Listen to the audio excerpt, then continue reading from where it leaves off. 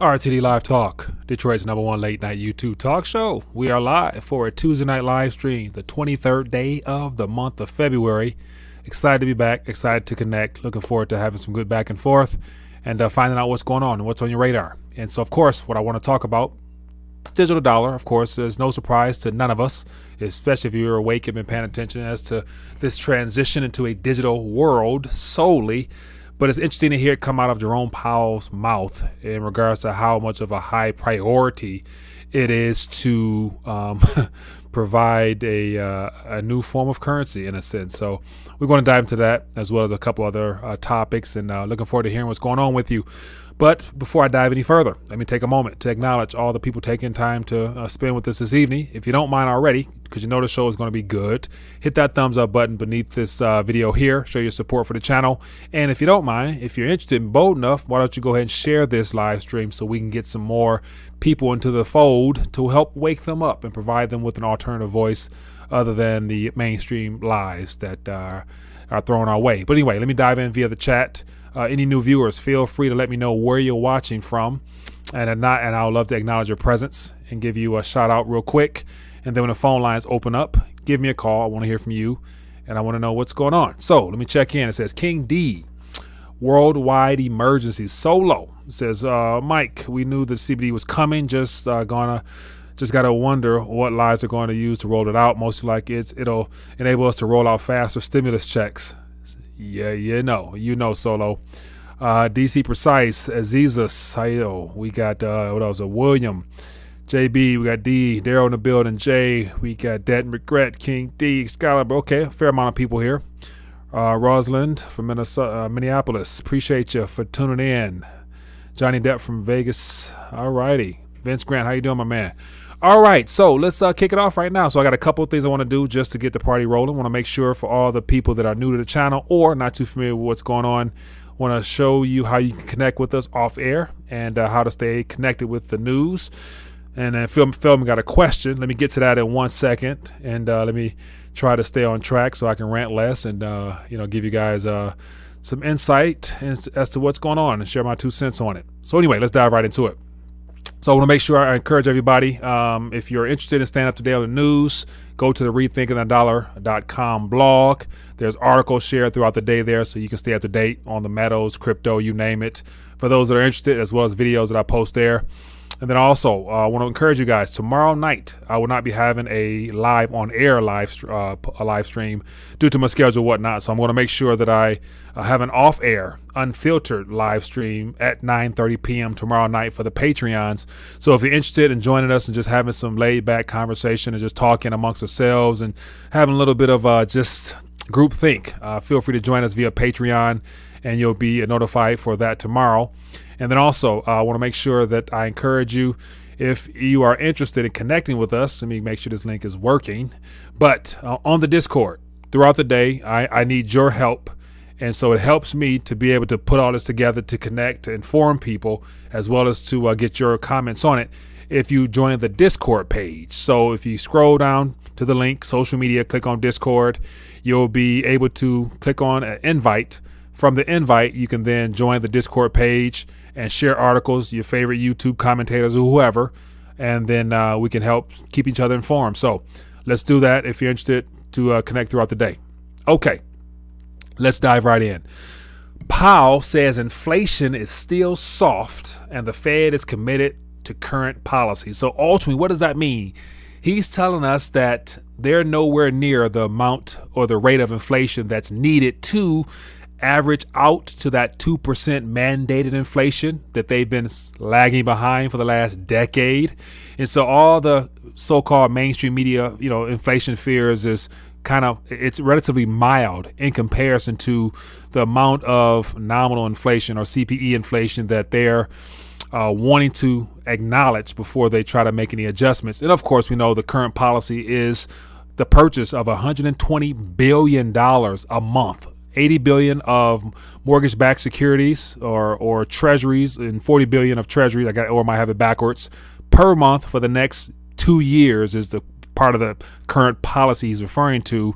as well as damn near 0% interest rates, or in real terms, negative interest rates. So that's for the next 2 years. He's basically saying that they're going to stick to that course of currency destruction. And of course, he's oblivious to, how inflation or whatever, or they just can't say it. But we all know everything around us is going up in price, but yet they can't quite tell that that's an increase in asset prices, i.e. the equivalent of inflation on the other end of that. So, once Jerome Powell talks, man, he talks out one end while also giving us some hints out the other end. So you know what that's all about. And then what I wanted to lead off with was the idea that Fed Chair Jerome Powell says the digital dollar is a high priority project. And so we've been talking about the CBDC, and of course it's become mainstream subject matter, so you can't ignore it. Problem is, a lot of people who are not awake and aware, they're dismissing the amount of change and the ultimate wealth transfer that will take place in this rebranding of our current currency, rather. And so within the next, we're 2 months into 2021. My projection, and let me know your thoughts, that between now and this upcoming fall, the end of the fiscal policy year for the United States government, the Senate Banking Committee will pass the Banking for All Act, which will open up the doorway for the Treasury and the Federal Reserve to rebrand, or renegotiate or restructure the Federal Reserve Charter, which will allow the incorporation of the lingo central bank digital currency, which will be another liability of this same entity, to be brought into existence. And of course, the implementation of you getting a wallet and all the things that go along with that by Octoberish. And so if anybody want to put a bet on, put a friendly, bet on that, hit that thumbs up, and throughout the video we can talk about what that bet might be. I think it's worth throwing out there. But anyway, so just from this video article here, Jerome Powell talks about the idea that the possibility of launching a digital currency, calling it a high priority project for them. So he's once again out there saying that given the current circumstances, given the fact that the fiscal policy from Steve Mnuchin in the last administration and Janet Yellen this far, and Congress have not been able to come together to pass enough stimulus at a fast enough pace. So therefore, they're going to have to look into, probably doing some things on their own, which will be in the digital currency space. So you knew this was coming, and so here it is. So here's a couple other takeaways from the chair, Jerome Powell. When he double talks, he speaks in bankers code to his fellow bankers, so they can understand. That's what they call like front running / Fed speak, where they forward guide the markets, telling the heavy investors what they're going to do, while keeping the naive, uninformed, uneducated financial retailers out left in the cold. And so that kind of steers those that are in the know on which way the Fed is going with things. So here's a lot of that stuff here. And so these are just some quotes here, and it talks about inflation. And it says, expects inflation will be a bit volatile over the next year or so. What the hell does that mean? From him especially. Says another quote here says, there perhaps once was a strong connection between budget deficits and inflation, but there really hasn't been lately. Okay, budget deficits, i.e. the government borrowing more than it produces, running a deficit of over 2-point-something trillion dollars during an emergency measure. Those funds didn't happen to make their ways into the equity markets, the bond markets, the real estate prices, crypto. You see where I'm going with this. So and he says here's another one, says, do not expect inflation to rise to troubling levels, according to Jerome Powell. Yeah, okay, troubling levels. Okay, the Dow, extremely overpriced. Okay, so I'm gonna let that go. But you guys know where I'm getting at that. We're getting at with that. And then here's something I think is really interesting. I may have touched on this last night, but I think it's worth touching on again. This is from Crane's New York Business, and it says Biden's 1.9 relief plan enters 3 weeks Congress dash. So literally, we got 3 weeks before SHFT, you know what I'm saying, for real. Because it's going to put more pressure on the markets, because what always happens as the stimulus winds up, or the PPP comes to an end, or the big corporations come out basically threatening the government, saying that, we're going to lay off, we're going to close, we're going to do this, if you don't get this relief out there. So in 3 weeks, there's going to be more pressure. So this Friday is crucial for Congress to stimulate or go home in a sense, because the only thing they can do is continue to borrow to spend. But what really is most telling about this one is the fact that it talks about the Senate is on track to send a robust $1.9 trillion package to the president's desk before the March 14th expiration of employment insurance benefits. So they're trying to package this up as saying that a good reason as to why for the American people is the unemployment insurance benefits, which of course they are doing something that has never been done in modern history when it comes to a government program that was set up after the Great Depression to provide relief for people who suffer some type of hardship. Is the fact that they're trying to be overly accommodative, similar to the way it was back in last March when I think they were giving out like $600 a week or something like that, which it was the argument was more people were making more money sitting at home than actually going to work. But that's a part of the plan. They want small businesses to be completely leveled to where they're gone, so that all business can be directed to the too big to fail corporations now, because every company that is a publicly traded company are the most important, because why? Congress have an invested interest, because their portfolios are tied into all of those Amazons, Walmarts, and all those stores that had no shutdown whatsoever. And so they're trying to make it as if they care for the small person. And ultimately, they're trying to bribe you to get you hooked on government welfare, so that when it's time to roll us into that central bank digital version of it, you'll have conditioned yourself and cut off all your own other resources to where you'll be dependent upon whatever they throw out your way. So that's a little bit of a long rant, but forgive me. Okay, so last little one is some crypto talk here, and then we'll dial back, and I'll take some calls from you guys. But we were talking last night about the Tether situation, and a lot of these articles, as I mentioned, they come from the Discord and the community. So I don't want to take credit for none of this. A lot of people share articles throughout the day. So if every article is up here, if you put it in Discord, you know who you are.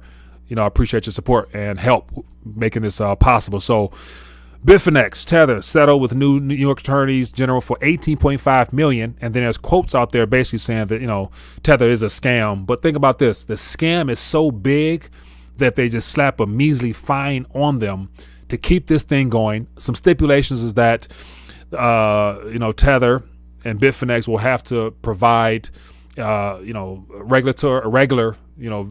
viewership of their balances and stuff like that. But the scam is so big that if they were to try to bring it down, it would derail the plans of being able to continue to Bitcoin pump, digital asset pump, and stuff like that, which will slow down their plans, mind you, because all this digital asset stuff is merely a door opener and a prototype for where we're heading down this digital pathway coming from these central banks. And so once again, they can't hinder themselves by slapping something heavy on Tether, because Tether is basically the foundation for people getting in and out of the crypto space. So not surprised there. Next article here: Bitcoin liquidations, over 2 billion lost in a single hour. And so over the that yesterday hour, when the price of Bitcoin dropped from 57 to 49 or whatever, $2 billion was lost. Basically, people out there leveraging, using debt to try to get richer quicker.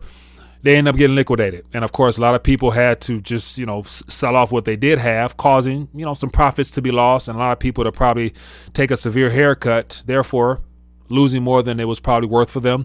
But the good news is, because this current trend of digital assets going to the moon is what central banks need in order to sell people on CBDCs. So that $2 billion can probably be made up by next week anyway. So it's just one of the things where, when you put all this together, you see how central banks and governments, they're all in on this transition to the digital world. And so, I'm going to keep it at that. And then I got two more articles and I'll start ranting, I promise. Here's something interesting. South Korea. And so last week I did an article talking about Japan wanting to lead the way and the G7 nations coming up with a way of addressing cryptocurrency adoption and the profits that are being taken without taxation. And so here we got South Korea looking like they're trying to set some type of trend as to some framework for taxation. And so they're talking about a 20% tax on Bitcoin and crypto from 2022. And then just some of the key things here is that it's South Korea prepares to begin taxing 20% on cryptocurrencies. At a 20% figure has already been proposed by the government and is expected tax reform implemented by January 1st. And what that means is basically anything above $2.5 million would be taxed at 20%, and anything less than that, there would be no tax, if I read this article correctly. And of course, the details are here, but it says the tax will only apply to profits. Okay, let me get back here in my article. It says the tax will only apply to profits exceeding 2.5 million yuan, which is about $2,300. The proposed tax on cryptocurrency is fixed at 20%. And so just a little bit of the details there, but that's more framework or a more feasible way of addressing just the crypto space. That's just solely crypto, not including all your other income and capital gains and whatever. So that could be a triple whammer. You got your capital gains tax, you got a specialized crypto tax, and then you got your regular your income tax. So this cryptocurrency adoption will probably create a whole nother tier of taxation that will go beyond any type of taxation that we have already witnessed. So once again, this sector offers a lot of promise, but also it comes with Uncle Sam wanting his cut. So, but anyway, let's move on, man. Let's get to the phone lines. I can go on and on and on, but I don't want to. So it's time to hear from you guys. Give me a call. Let's talk. Let me know what's on your mind, and we can make this work. Because, of course, there's more stories than I can cover by myself, so I rely upon you guys, the community. And so, as always, if you're enjoying the back and forth and ranting in the community, hit that thumbs up button, show your support for the channel. And then I saw a super chat. Let me address that. And then I will be ready to talk. It says, Debt and Regret, appreciate the love offering. It says, I feel like dipping my toe in Bitcoin dip, but feel it may be a trap. I also have my doubts the silver squeeze will work. Hashtag rigged game. Oh, man. That's what it is, man. But here's another thing. We're still early in this we're still in the beginning innings as to the absolute rollover into the digital space, because we still have currency. And until they completely destroy currency in the form of fiat paper, as well as the digital versions of dollars that are currently in our commercial bank accounts, I think that they're going to have to let the cryptos ride even further, because the ultimate goal, I believe, is to take all the old trillions, 350, 380, 400 trillion dollars worth of assets and transfer them into the digital space. And so, of course, at some point, like you're mentioning now, you want to put your toe in the water because of the dip. And so everybody's enticed now to buy. So I even bought today, just because I'm more than confident it's going to go up in nominal terms. So, it's either that or keep it parked in paper and digits in the form of the currencies, or get your weight up, which of course, I do that as well. So, but my 2 cents on that, man, was that, if you got some crumbs to spare, those crumbs are going to grow. They're going to grow in a digital space, in my opinion, because, all the crumbs I've thrown in it have appreciated to where if I even lost them, there were crumbs in the first place. So, that's just my 2 cents, but, forgive me. I'm ranting again, man. All right. So I gotta take a chill pill. Anyway, I missed some calls. Feel free to give me a call.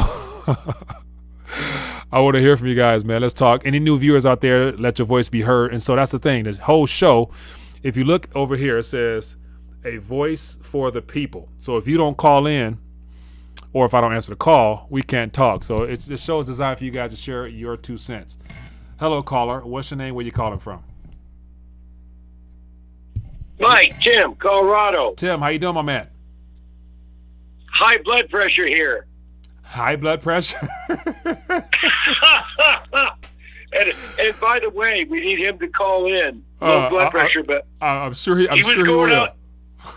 Okay, he was going out behind your back. I saw him going out with Alaskan prepper. It's all good. My Alaska Prepper does great work, man. He's been in this game for a while, and he's heavy, man. He's pumping out great content every day, man. So that's the guy you want to follow to get your preps right. Absolutely, and you rate with him. You both are just loving people. I appreciate you, my man. Appreciate you. What's on your mind tonight? What's going on with you? How's everything in your neck of the woods? We're doing pretty good. I don't wear the mask and all that crap, but it's coming, bro. Yeah. And we're gonna get Tony to call in, and I just piss on everybody's parade, so I try and keep my mouth shut. But it's always good to hear your voice, man. It's good to know you're doing well in these days, man. So I appreciate you calling in. Okay, we love you, man. Appreciate you. Love you too, man. Yeah, man. Good stuff, man. Good stuff. Appreciate that. And as always, for those that are tuning in, as I mentioned, I want to make sure you guys are aware tomorrow night, 9:30 p.m., doing an off-air, unfiltered talk. And so it's going to be a longer version. You just unscripted, unfiltered, call in, join us face to face. So I'm trying to really offer some value to my Patreons, those that support me monetarily. And so I want them to be a part of the show as well, so they get a chance to lead the way. So if you guys are interested in being a part of that, feel free to become a Patreon, and you can get notified for that and let your voice be heard and actually, host a show for me. So it's great to not be the only one face on the screen behind the mic. So I get to learn from you guys as well. So consider doing that if you are interested. All right, give me a call. Let's talk. I'm curious to hear what's going on. And I do have another article here that I want to throw up here because I think it's very telling as to how they're trying to kick this can down the road. But here's something that I think Tony, I think you put this in the chat earlier. But it talks about BlackRock. It says bond expert explains where not to put your money right now. Any guesses as to where he's saying not to put your currency? It happens to be the fact he's a bond expert. So basically, these two bullets right here kind of tell you what's going on here. But it says that, BlackRock is, relatively speaking, they're going to be doing some downgrading on Uncle Sam, given the fact bond yields are going up. And you got to think about the trillions that were taken out at extremely low yield rates to where a lot of people are not going to be too happy with losing currency as the inflation fears pick up. And so they're basically saying you might not want to be participating in the bond market as much, but you want to put it in equities. And so, it's interesting that the bond market is having issues, and ultimately the Fed's going to have to step in and do some serious damage to kind of keep the narrative of being able to continue to borrow or lend rather to the government. But they're trying to pump up equities even more. Like the fear of if this current downward trend of the economy due to this stimulus stuff, if it doesn't go through, it's going to definitely cause a dip in the equity markets. And it's not going to be just a typical 5-6% correction. It's going to be something 10, 15, 20.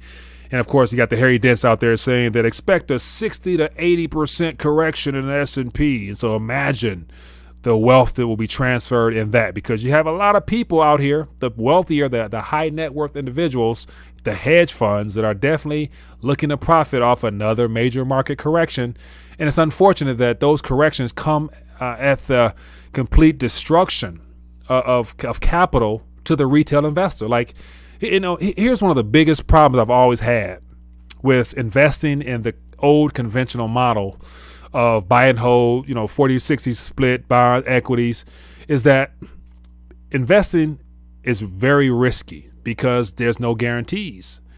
Typically if market conditions are favorable, if governments are able to contain themselves, if interest rates that are set by the Federal Reserve remain at a favorable rate for the investor, then you can actually park some funds and let it grow with the whole idea of compound interest. Remember that lie or the great financial crisis? Since then, it's been compound inflation. But we'll get on that. But this gentleman right here, this guy right here, POTUS. Yeah, okay, sure. He's going to definitely take his regime is going to take the dollar off the cliff, and that's why Jerome Powell's talking about the need to. It's importance, rather, it's of high priority to do the CBDC, because this paper unit right here. Every president since Woodrow Wilson have been a part of the destruction of your purchasing power to the point where now we're not working on much. So it's all these presidents here, black, white, you name it. It didn't matter. It does not matter. They're all from the same boys club, and they're all taking orders from the puppeteers, those that control this, and things are coming to a head. So anyway, that article there is just mentioning, it's interesting how they're trying to tell people, get into equity markets. You might not want to be buying bonds now. You want to get into equities. Okay. But forgive me, I'm doing my ranting. Anyway, the phone lines I didn't miss a call, so guys must not want to talk. You must not want your voice to be heard. And so, but no, just having some fun, man. Just having some fun. So let me check in via chat real quick and find out what's going on out here. It says, I see a lot of back and forth, man. Looks like you guys. So I see Tiger Woods. I saw him having a accident, some leg injuries or something like that. Yeah, so that's Tiger Woods, man. He interesting fellow. Here's an interesting question from Rhonda. It says, do you think the stock market will be valued to reflect the new hyperinflation prices? Rhonda, great question. My personal opinion is yes. Just studying the economies in other distressed nations, Zimbabwe, Venezuela, countries are always referenced. Their primary indexes have all continued to go up because it's priced in currencies that are going the opposite direction. So it just costs that much more paper units to acquire a share of anything. So you can easily have, if like, for example, Tesla, whatever it is, I don't even know what it is right now. If Tesla is, $1,000 a share, if the currency is devalued another 10%, that's, just translate that into another 10% to acquire another share of whatever that company is, which would be simply another $100 on top of that. So it'd be $1,100 to get that, relatively speaking. So yes, I do see equities going up, and that's how a lot of people manage to preserve some of their wealth in a sense as well. But you got to ask yourself, do you actually own the company that you think you're supposed to be having a share in? So hello, caller. What's your name? Where you calling from? Hey, Mike, it's low blood pressure, Corpus Christi. How's Tim from Colorado doing? LBP, Tim from Colorado. We call ourselves high blood pressure. I called you, man. You sound like you're lonely. Nobody wants to call. Yeah, man. It's all good. I can rant for days, man. But it's good to hear your voice, man. Now, I saw in the Discord chat, somebody put a video out there about the snow not melting when it was set on fire.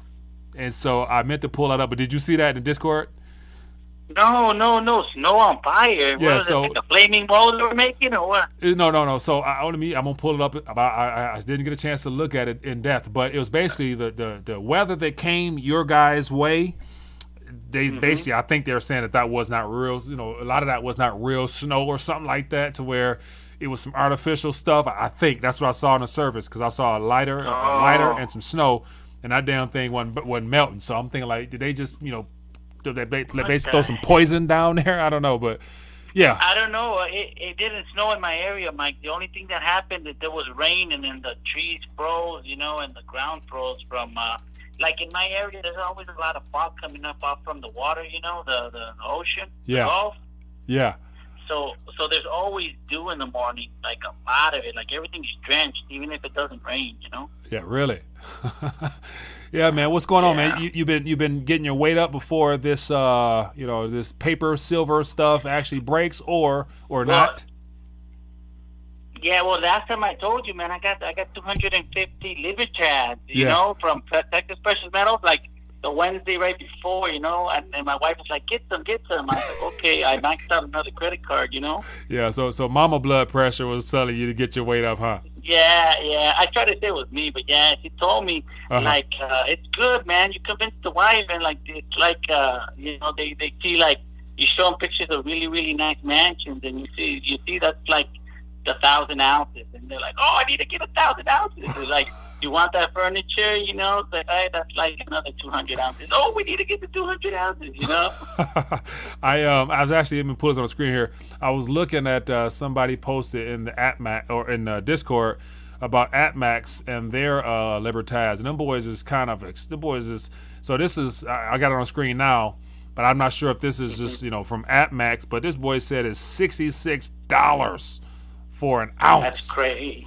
So that's crazy, Mike. Yeah. Look, these guys, the ones that were selling, they were resale. Somebody, I don't know where the hell they got them from, because they were all 1982s. I got what is this? I got almost 10 rolls. I would say 9 rolls of 1982s, Mm-hmm. and whatever 220 is. I don't know, like 3 rolls of 1984s, and all the rest were 1982s. They were the fat ones, the old ones. Yeah.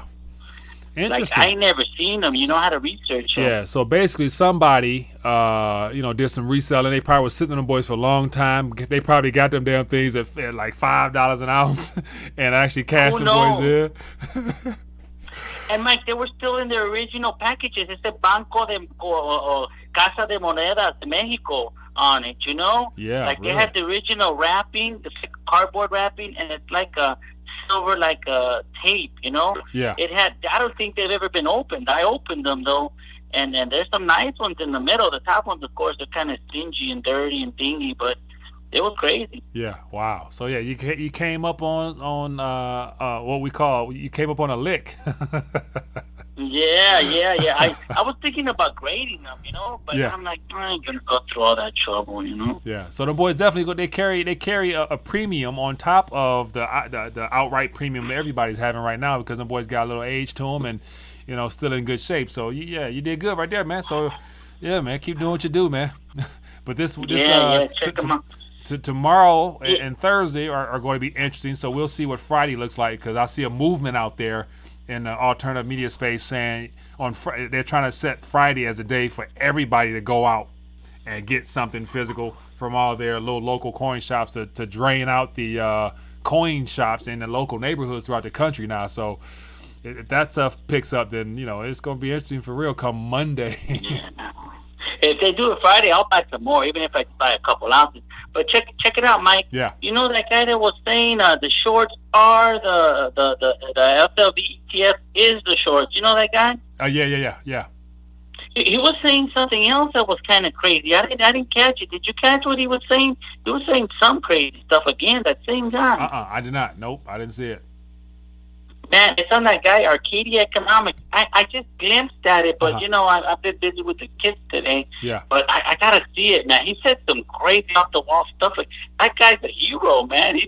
Or he's doing it on purpose. What's up with that guy? Or like I mentioned, if this is all a part of an orchestrated event that they've all been given the green light to usher this in, because they need this system to start faltering if they're going to bring in a digital space. They can't have this stuff lingering behind and keep pumping hope into an old system they're trying to transition out of. So more people have the green light to come out and shine light on fraud, because ain't nobody's going to jail. So it's not like he's going to run risk of being charged for anything if he was a part of anything. So at this moment, the goal is to get everybody prepared for the digital revolution. So that's why I'm not holding my breath about this whole paper situation, because they've been doing it for so long, man. Like, the system is designed by them. So I'm not gonna hold my breath, man. As I mentioned in Discord, I'm gonna try to enjoy this moment as best I can, because when it changes, it's not going back.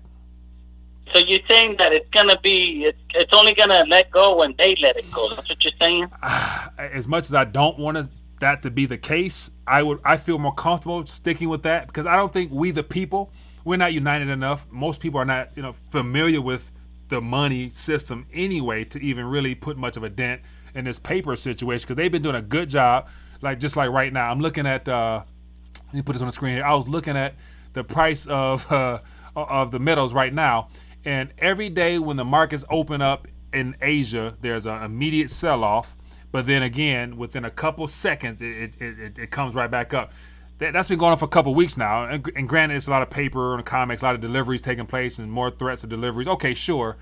But once again, what can prevent them from continuing to do the same thing in the paper world? Because like I mentioned before, the spot price is given to us by them. But yet, when you got to go to your store and buy something, that's the price that you get from your dealer at that moment. That's going to always be a different price moving forward, to where they can do the paper screen stuff, like, just for example, and I'm ranting too much, but forgive me, but just like the currency the currency exchange, like you got the government official exchange rate, and then you got the black market exchange rate. So from like right now, between the dollar and the Venezuelan bolivar, it might be like 6-1, but we know that in the black market it's 2.1 million to 1. You know what I'm saying? But if the government says 6-1, it's 6-1 when you do business on the surface with them. but out in the streets, when you do business with your people, it's $2.1 to $1. So you see the disconnect there. So, you know, the sad part is, Mike. The sad part is that your local coin shop or your dealer, that's not black market. That's free market. That's the sad part. Yeah, but eventually, if it gets if it becomes too much of a threat to them, they're going to do some stuff legislation-wise where they're going to say they're going to start try to tax, metals, or they're going to try to put bullion dealers out of business, saying that they are supporting the black market, metals, illegal metals trade. You know they can spin this thing however they want, man, because and I'm not meaning to be a downer or to get you down, but I'm just saying the game is so thickly rigged that you should never be surprised. You know what I'm saying? So don't get overexcited about this paper stuff. The states are fighting back, though, Mike. Yeah, and that's good news. That is good news. Kansas, Wyoming, Utah, and more to come. And of course, there's more states that I can't think off the top of my head that put some stuff out there. Now it's a matter as to whether or not the two-party system will come to an agreement, because the Republicans all the Republicans are the ones pushing it, but the Democrats, they're part of the the banking cabal, especially majority of them, so they're not going to vote for that stuff, so it may not get passed in a lot of states. So, but there's hope. It leaves me with a smile on my face, because it gives more people time to wake up and hopefully get something physical, even if it's an ounce. It's better than 1 ounce of anything is better than having a stack of paper notes at the same time that they about to let that thing go brr. What I'm saying? Yeah, you got it. One more thing, Mike. I know about this thing forever. Yeah, go ahead. But, hey, you think the controllers, you think they're controlling every country, or you think that there's breakaway countries, or you think China and the U.S. is under the same control? I think if it's a central bank, a central bank of Thailand, central bank of China, if it's a central bank established there, then the powers that be, the Rothschilds, Rockefellers, Warburg, all of them families are in there. Now it's a matter of, some of the Latin American countries like the Nicaraguas, the Venezuelans, I think Peru, Iran, Cuba. So those countries there, the ones that are on the sanctions list are the ones that there might be some resistance. So there's being sanctioned for a reason, and it's not because they are just not, wanting to, bow down to the U.S. It's because they're not letting them completely run them over the way that they do other nations. So I think there are some fractions in the system, yes, but China, I think, because they have put all those Federal Reserve notes in the form of their assets that were given to them to use to rebuild infrastructure in Africa and Europe and everywhere. And they're you see there's a vaccine race now between China, Russia, and the U.S. So they're trying to get them jabs in everybody's arms to claim them as property. So whoever wins that jab race possibly can also have a greater say in this next monetary system as well. So that's just my 2 cents, man. But yeah. All right, Mike. That was more than 2 cents. Yeah. Like $2. I appreciate you, man, for calling in, boss man. All right, Mike. Have a great night. Yeah, Thank you for the call. Yeah. Bye-bye. All right, man. So that's all she wrote. Man. I apologize, man. I get too carried away sometimes. But hopefully there was some value dropped in there somewhere. Lawrence, I appreciate the love offering. Says, hey, Mike, you checked out that open letter. Let me see here. Lawrence, if you send me an email, I got a couple emails of some things that I have to get to. So if that is what you're referring to, I will definitely get to it. As I mentioned, I just, amongst a lot of other things, I'm one man show. I'm in need of some help on the back end, so I'm behind in a lot of things, unfortunately. But I appreciate the love offering, and if you did shoot me a letter, shoot me again, man. And also, as I mentioned, join the Discord page for those that are aware, because that makes it easier, because I usually keep that notification on throughout the day, so I'm able to be reached a lot easier that way. And so for those that are interested, as we get ready to dial back, I want to encourage you, Discord page. If you go over to if you click the link in the bottom of this video here, all these social media links here are places where you can connect with Rethinking the Dollar if you're interested. I'd encourage you to have some alternative media networks in your bag as well as the mainstream if you choose to, just so you can follow your other great content creators, because all the alternatives are definitely on those platforms. And then if you go to the Discord page, click on Discord page, it'll take you here, and it's 146 members there. I want to get that up so we can stay connected and share articles, share posts, DM me directly there, and we can connect there as well. So anyway, as I mentioned, tomorrow night we're going to have a live stream. It's going to be off air, unfiltered, just more laid back, more chill. I'm going to have a couple of the community members help me host. So I encourage you to become a part of the membership for any amount there. It supports me, as well as it shows your interest in being able to be amongst the minute, or the minority in a sense, of those that are willing to support the channel. So anyway, people, it has been great hanging out. Hope everyone is blessed. Have a good evening, and I will see you later, Lord willing. Peace.